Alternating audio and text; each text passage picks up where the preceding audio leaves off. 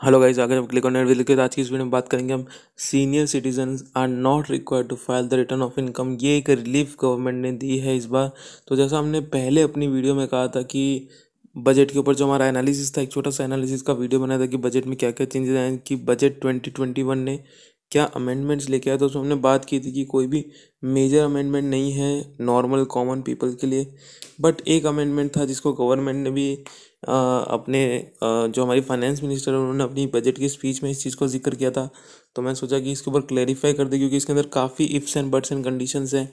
तो जो आपको ये टाइटल दिख रहा होगा उससे आपको समझ आ गया कि हम बात करें सीनियर सिटीजन को रिटर्न फाइल करने की ज़रूरत है या नहीं है। उसके बारे में हम बात करेंगे कि वह उसके अंदर क्या कंडीशंस हैं, क्या क्या चीज़ें उसके अंदर आपको पहले कंडीशन सेटिस्फाई करनी पड़ेगी, फिर ही ये बेनिफिट या ये चीज़ आपको मिलेगी। और मेरे हिसाब से ये कंडीशंस काफ़ी नेगेटिव है।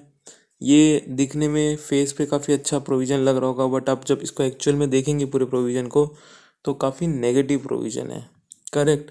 तो पहली बात तो कि रिटर्न फाइल करना नहीं करना वो डिसाइड होता है 139 सेक्शन में इनकम टैक्स एक्ट के, बट इसमें 139 सेक्शन को कुछ अमेंडमेंट नहीं किया गया है। इसमें एक नया टीडीएस का प्रोविज़न लाया गया है जिसके थ्रू ये बेनिफिट दिया जा रहा है, जो है 194 पी। 194 पी एक टीडीएस का सेक्शन है जिसके अंदर ये कहा गया है कि कुछ सीनियर सिटीज़न, अब ये सीनियर सिटीज़न कौन है, ये वो सीनियर सिटीज़न है जिनकी एज 75 ईयर्स या उससे अबव है। ठीक है, तो कुछ सीनियर सिटीज़न जिनकी एज 75 ईयर्स या अबव है, अगर वो सिर्फ पेंशन की इनकम कमा रहे हैं plus they are earning only interest income from the bank in which they are receiving pension income. ये चीज़ बड़ी ध्यान से सुनिएगा। उनके पास दो टाइप की इनकम होनी चाहिए, number 1 pension income, number 2 interest की इनकम। पेंशन की इनकम जिस बैंक में आ रही है उसी बैंक में इंटरेस्ट की इनकम भी आनी चाहिए। मतलब अगर आप मान लीजिए आपके पास 3-4 बैंक अकाउंट है, आप सीनियर सिटीजन हैं जिनकी एज 75 ईयर से अबव है, और आपके पास 3-4 बैंक अकाउंट्स हैं, और अगर आप पेंशन इनकम भी अर्न कर रहे हैं, तो उस केस में आपको ये बेनिफिट नहीं मिलेगा, क्योंकि आप और भी बैंक्स में इंटरेस्ट इनकम कमा रहे हैं। मतलब इसे गवर्नमेंट क्या चाहती है कि आप एक ही बैंक में इंटरेस्ट इनकम कमाएं जिसमें आप पेंशन इनकम अर्न करें, आपके ज़्यादा अलग अलग बैंक में बैंक अकाउंट ना हो। ठीक है, तो वो नंबर 1 ये हो गया। नंबर 2 हो गया आपका कि आपने पेंशन इनकम या इंटरेस्ट इनकम ही कमा रहे हैं। इसका मतलब कि अगर आप रेंट इनकम कमा रहे हो, आपको कोई कैपिटल गेन हो गया, आपको कोई डिविडेंड की इनकम हो गई, तो भी आपको इस प्रोविज़न का बेनिफिट नहीं मिलेगा। ये चीज़ भी आपको ध्यान देनी पड़ेगी। जैसा मैंने स्टार्टिंग में कहा, काफ़ी इफ्स एंड बट्स हैं, काफ़ी टर्म्स एंड कंडीशंस है, जिसके बाद शायद ही आपको प्रोविज़न इतना अच्छा ना लगे। एंड नंबर 3 कंडीशन, उन सीनियर सिटीजन को एक डिक्लेरेशन देना है उस बैंक को कि हमारी इस इनकम के अलावा कोई और इनकम नहीं है।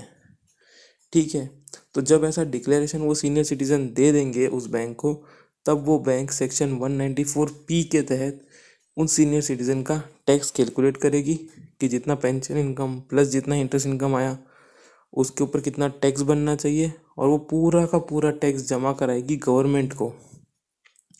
तो लेट्स टेक एन एग्जांपल, एक सीनियर सिटीजन है जिनका 6 लाख रुपए का पेंशन आता है सालाना, और जिनका 5,000 रुपये का इंटरेस्ट इनकम आता है। तो इंटरेस्ट इनकम तो 10,000 तक डिडक्शन मिल जाएगा, तो वो इनको मिल जाएगा। जो डिडक्शंस जो रिबेट वो सब तो आप मानिए मिल ही जाएगा उनको इधर। ठीक है, तो लेट्स टेक एन एग्जांपल कि 6 लाख रुपए की पेंशन इनकम है, 5,000 का इंटरेस्ट इनकम है, दैट मेक्स 6,05,000 उनकी इंटरेस्ट इनकम है। अब इसमें अगर वो हम देखें तो इसमें ये कहा गया है कि भाई वो जो बैंक है वो इनका इनकम कैलकुलेट करे, और इसके अलावा कोई इनका चैप्टर 6 का डिडक्शन ये नहीं लेते। तो इनकी 6 लाख टैक्सेबल इनकम आई। अब वो बैंक क्या करेगी कि 3 लाख से 5 लाख रुपए के ऊपर, क्योंकि 3 लाख स्लैब रेट होता है फॉर 75 ईयर्स, क्योंकि 60 के ऊपर 3 लाख स्लैब रेट होता है, तो 2 लाख के ऊपर 5%। ठीक है, तो 2 लाख के ऊपर 5% टैक्स लगाएगी, और बाकी के जो 1 लाख रुपया रहेगा उसके ऊपर वापस वो बैंक लगाएगी 20% टैक्स। हम ये मानते हैं वो नॉर्मल प्रोविजन में जा रहे हैं। तो 2 लाख के ऊपर 5% दैट इज 10,000 रुपीज़, और प्लस 1 लाख के ऊपर 20% दैट इज 20,000 रुपीज़।